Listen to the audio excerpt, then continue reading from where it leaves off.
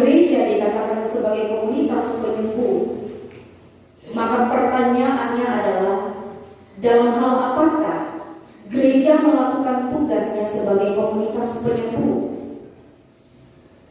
Adakah kelompok atau orang yang bertikai atau bersoal sehingga gereja terpanggil untuk hadir sebagai komunitas penyembuh? Saudara-saudara yang terkasih, pertanyaan ini menjadi awal bagi kita untuk memahami bacaan kita hari ini. Dan berbicara tentang gereja sebagai komunitas, itu berarti berbicara tentang jemaat, tentang orang. Bukan berbicara tentang gedung, bukan berbicara tentang pernak-pernik yang ada dalam gereja, tetapi berbicara tentang manusia. Filemon adalah seorang warga kota Kolose yang telah menjadi Kristen karena pelayanan Rasul Paulus. Dan saudara, rupanya Filemon ini adalah orang yang sangat terpandang di kota Kolose. Dan karena itu dia terpandang, bahkan dia kaya raya. Maka dia memberikan rumahnya sebagai tempat untuk umat Kristen dapat beribadah. Kekasih-kekasih Tuhan, karena dia terpandang dan kaya, maka Filemon ini mempunyai banyak sekali budak, banyak sekali hamba, dan salah satu budak atau hambanya adalah Onesimus. Nama Filemon sendiri sebenarnya memiliki arti yang sangat indah. Filemon artinya penuh kasih. Sementara Onesimus juga memiliki arti nama yang luar biasa, yakni berguna. Arti Onesimus yaitu berguna. Saudara, rupanya Onesimus telah melakukan suatu kejahatan dan telah merugikan Filemon tuannya dengan mencuri sejumlah barang berharga milik Filemon. Maka saudara, atas dasar itulah Onesimus kemudian melarikan diri ke kota Roma. Ketakutan Onesimus ini bukan tanpa dasar, karena Bapak Mama konteks hukum Romawi, seorang tuan itu dia berhak penuh atas kehidupan budaknya. Dan jika seorang budak melakukan suatu kejahatan, maka seorang tuan dapat menghukum budaknya sesuai dengan apa yang tuannya mau. Terserah mau bikin apa saja itu budak. Karena saudara, tidak ada hukum di mana bagi seorang budak untuk dilindungi. Seorang tuan yang memiliki budak, memiliki hamba yang banyak, dompet hidup itu tergantung pada tuan. Tidak ada hukum yang melindungi mereka. Jadi Bapak Mama, Onesimus ini kita tahu bahwa dia kedapatan sudah melakukan suatu kejahatan kepada tuannya. Dia lari, dan ketika dia ada di Roma, orang menangkap dia dan memasukkan dia ke penjara. Dan di penjara Roma itu ada Rasul Paulus di dalam. Paulus juga dipenjarakan di Roma karena Injil Kristus. Paulus berjumpa dengan Onesimus, atau Onesimus berjumpa dengan Paulus. Dan Paulus mendampingi Onesimus, menasihati dia, memberitakan Injil Kristus, sehingga Onesimus bertobat, dia menerima Kristus sebagai Tuhan dan Juru Selamat. Bapak Mama, Bapak Saudara yang terkasih,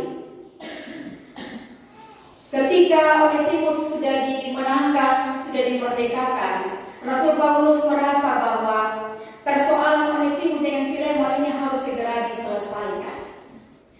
Paulus menghendaki agar persoalan mereka diselesaikan dan tidak boleh dibiarkan begitu saja. Perlu ada upaya pemulihan relasi. Sehingga antara Filemon dan Onesimus ini, mereka harus ada hubungan yang harmonis. Tetapi hubungan yang harmonis ini pun juga dalam bacaan Rasul Paulus bilang, hendaknya dia kembali kepadamu, tetapi dia kembali bukan lagi sebagai budak, bukan lagi sebagai hamba, tetapi sebagai saudara. Engkau harus menerima dia sebagai saudara, bukan lagi sebagai budak. Bapak Mama Bagi Onesimus tidak seperti yang dulu lagi sebagai budak yang suka melakukan berbagai pertikaian, melakukan berbagai persoalan, tetapi dia punya hidup sudah tidak sama lagi, sudah berubah.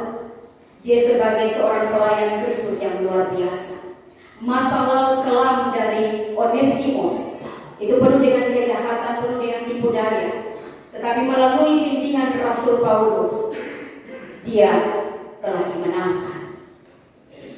Maka sama dengan yang punya nama, berarti dia sudah berguna. Dia berguna bagi Filemon waktu itu sebagai hamba, sebagai budak. Tetapi yang Rasul Paulus inginkan, ketika dia keluar dari penjara, dia menjadi berguna bagi Paulus, bagi Filemon, dan teristimewa berguna dan berharga bagi Kristus. Papa Mama, Bapak Saudara yang terkasih dalam Tuhan Yesus Kristus, dari teks bacaan ini kita pelajari ada banyak hal yang dapat kita renungkan atau refleksikan secara iman bagi kehidupan bergereja kita hari ini. Yang pertama, Bapak Mama, belajar dari hidup dan sikap Paulus dalam pelayanan. Sikap Paulus memediasi Filemon untuk menerima kembali Onesimus, sebagaimana dalam ayat 13 sampai ayat 14.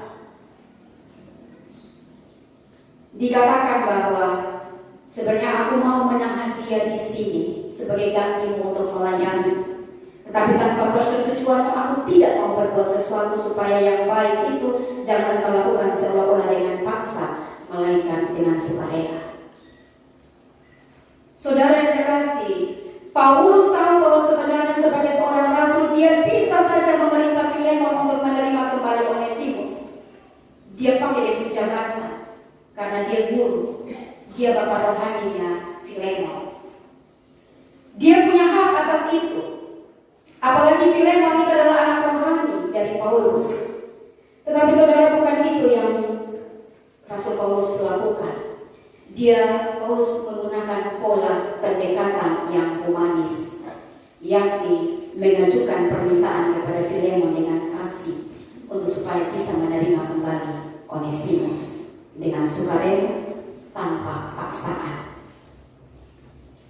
Karena saudara, kalau sesuatu yang dilakukan dengan paksaan tidak akan menghasilkan sesuatu yang baik.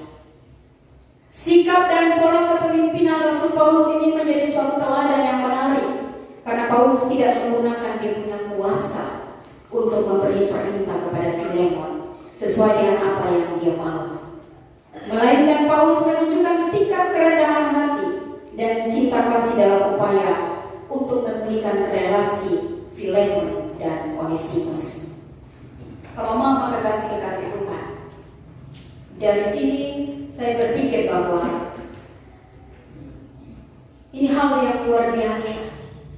Gereja, saudara dan saya, gereja berbicara tentang ketolong. Saudara dan saya mesti meladani pola pelayanan yang mengedepankan pendekatan cinta kasih dan kerendahan hati. Bukan pola pelayanan gaya kolonialisme atau feodal. Biasa orang Kupang bilang main kuasa, main parenta, intimidasi, otoriter, dan sebagainya. Saudara, pola-pola pendekatan pelayanan yang demikian hanya akan menghasilkan perselisihan dan ketegangan. Pertanyaan bagi kita, mungkinkah pola-pola seperti ini masih ada dalam gereja-gereja Tuhan hari ini? Masih ada dalam kita? Saudara, kalau mau jujur, sebenarnya itu masih ada. Di banyak tempat, pola ini masih tumbuh dengan suburnya. Dan pertanyaan selanjutnya, apakah pola pelayanan seperti ini memberikan kontribusi bagi gereja? Saya kira tidak. Saudara, coba untuk perhatikan, kalau pola kepemimpinan yang main kuasa, main parenta diberlakukan dalam sebuah persekutuan, maka tidak akan menghasilkan buah pelayanan yang baik. Yang ada hanya akan menghasilkan kubu A, kubu B, C, dan seterusnya. Penerapan pola pelayanan seperti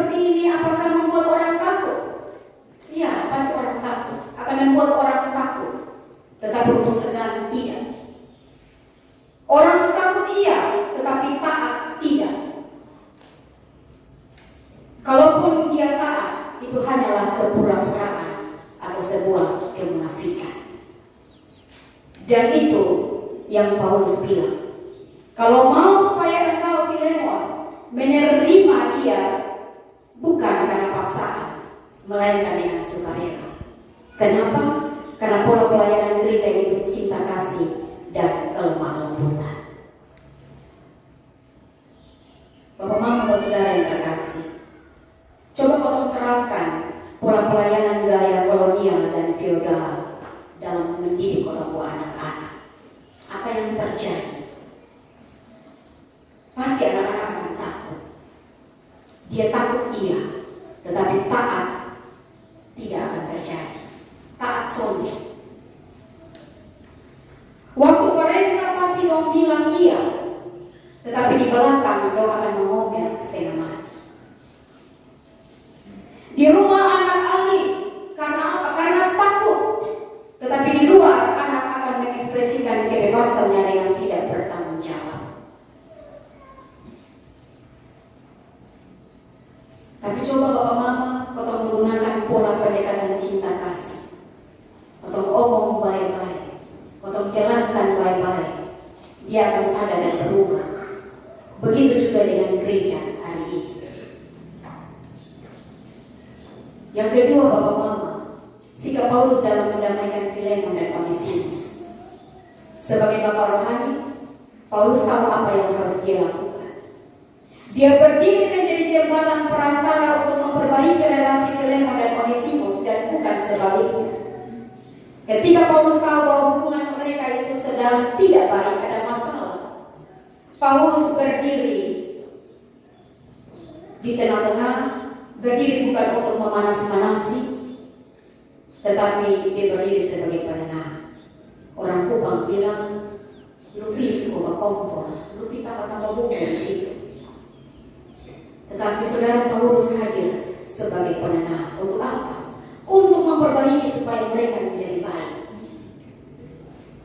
Banyak persekutuan gereja, banyak persekutuan keluarga terkadang rusak, bukan karena masalah yang terjadi, tetapi ada pihak ketiga yang menjadi tukang kompor. Apalagi kalau itu dia kawan, dia kawan baik, dia besti, maka dia sudah mau tahu. Dia sonde akan tanya yang salah satu. Tapi kalau itu dia kawan, dia kubu, dia besti, maka dia akan bela mati-matian. Bahkan kalau kita mau jujur, di gereja sekalipun masih banyak kita temukan orang-orang dengan tipe tukang kompor. Apalagi kalau dia jadi kompor 22 suhu. Itu pas panas mati. Itu pas mati. Kalau dia jadi kompor 22 suhu, maka itu satu jemaat dia bisa provokasi sampai hancur. Saudara, ada satu contoh cerita mama mantu dan anak mantu. Ada satu mama mantu dengan gembong anak mantu bakal lain hanya gara-gara masalah cuci piring. Masalah sebenarnya sepele, tetapi karena mama mantu dengar cerita dari orang lain bahwa lupu anak mantu itu sebelum menikah di lupu anak, dia bekerja itu hanya pastel. Dia kerja itu cuma bagaya, dia suka bawa masak, dia hanya suka jalan-jalan, dia suka pilih orang ke rumah hanya duduk berjam-jam pokok orang pulang. Dia tidur di bangun jam 9. Maka mulai terjadi mungkin. Begitu juga dengan anak mantu, karena dia dengar dari tetangga bahwa rumah mantu itu dulu kalau cerewet mati. Dia suka berlari dari tetangga. Maka saudara, anak mantu sudah punya asumsi yang buruk tentang rumah mantu. Akibatnya, suatu ketika karena sudah tidak tahan, mama mantu bilang pada anaknya, kalau lu sudah cerai sama dia, lu tahu beda, besok akan karena lu sebagai anak. Jadi lu cerai dia sudah. Saudara bayangkan, padahal awalnya cuma masalah cuci piring.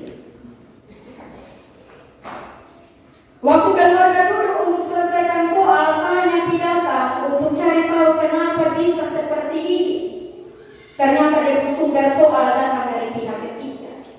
Ada tukang kompor yang telah memanas-manasi kedua belah pihak sehingga mereka terbakar api amarah. Karena itu dalam setiap percakapan kita biasanya saya juga sampaikan, susiap menikah tinggal di sana, sudah rumah sendiri. Soalnya sementara kalau masih tinggal di kamar, usaha untuk tinggal sendiri sudah. Karena dia mandiri tuh. Kalau mandiri maka berusaha sudah untuk dewasa secara finansial juga, supaya punya rumah sendiri, macam tinggal bersama-sama dengan pembantu. Karena 1 bulan pasti aku, 2 bulan masih baik, bulan ketiga masa promosi selesai, masa promo selesai. Itu juga bapak mama, kalau mau pilih orang ke rumah paling top 3 hari saja, jangan lama-lama.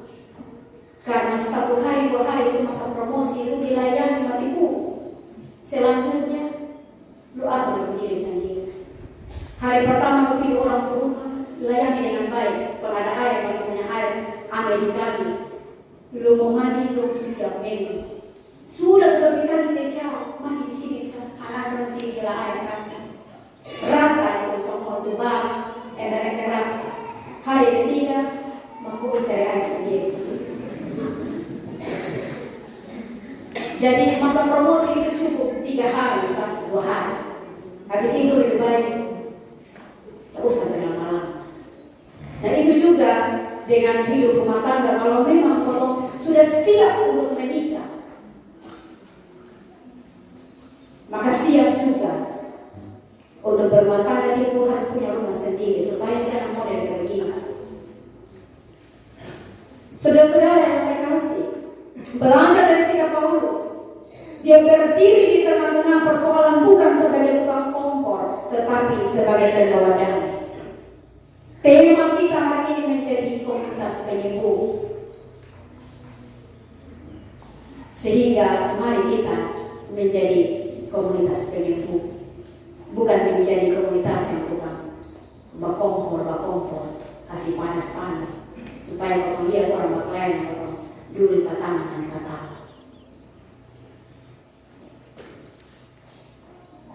Yang berikut Bapak Mama ada nilai sebuah persaudaraan dari bacaan ini. Dalam hidup ini harus kita akui bahwa materi itu berharga dan semua orang membutuhkan itu.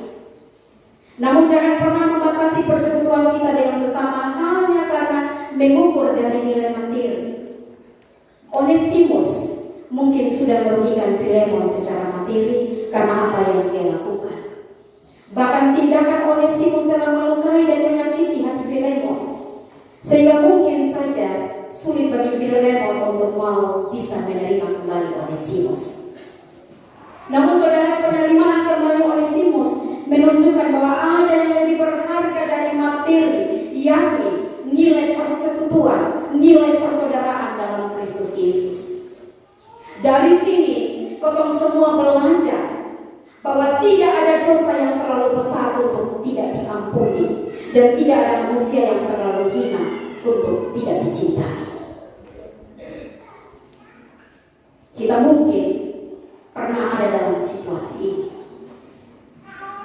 Sebagai saudara, kita bakal lari gara-gara harta, gara-gara kekayaan, gara-gara tanah dan sebagainya. Atau kita pernah dihina, kita pernah dicaci maki, sehingga sulit bagi kita untuk memaafkan. Sehingga relasi kita sebagai kakak, adik, ipar, menantu itu menjadi rendah. Bahkan tidak pernah beromong bertahun-tahun. Ingat saudara, firman Tuhan bilang, persaudaraan dalam Tuhan jauh lebih berarti dari apapun. Karena itu, memaafkan dan mengampuni adalah jalan menuju persaudaraan dalam Kristus. Saudara, berat untuk kita melakukan ini ketika kita merasa bahwa kita ada pada posisi yang ditindas, ada pada posisi yang terluka, ada posisi sebagai korban. Tetapi mari saudara, kita meminta kekuatan Roh Kudus menolong kita semua agar kita mampu untuk menuju kepada persaudaraan dalam Kristus. Ada pengampunan, ada maaf. Saudara, mengakhiri bacaan renungan hari ini, saya mengutip perkataan Nelson Mandela. Dia pernah berkata, lepaskanlah pengampunan Anda kepada siapapun, sebab pengampunan akan menyembuhkan bukan saja orang yang berbuat salah kepada kita, tetapi menyembuhkan diri kita yang dilukai olehnya. Saudara, itu ungkapan bijaksana Nelson Mandela yang pernah dipenjarakan selama 27 tahun oleh lawan politiknya.